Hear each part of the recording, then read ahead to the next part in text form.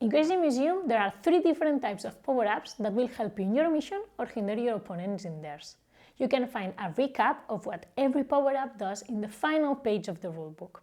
The first type of power-ups are the vending machine cars.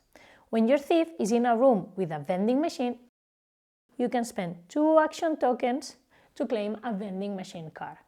You take the first card from the pile and keep it in your hand.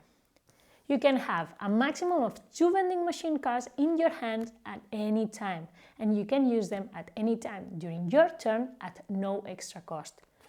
But remember, if you want to leave a vending machine card to hinder your opponent, you can only do so in a room where your thief is.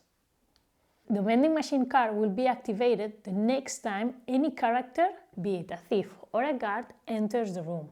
When this happens, the vending machine card is revealed and its effect is applied. The second type of power-ups that your thief can use is to ask for help from your rat friend. That is a rat that you befriended while waiting for the museum to close. To use your rat friend, you must spend 1 chess token and then you can take the first card from the rat friend deck. You must use this card immediately in any room of the museum.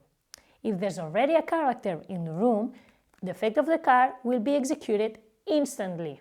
If there's no character in the room, the rat friend card is placed face down.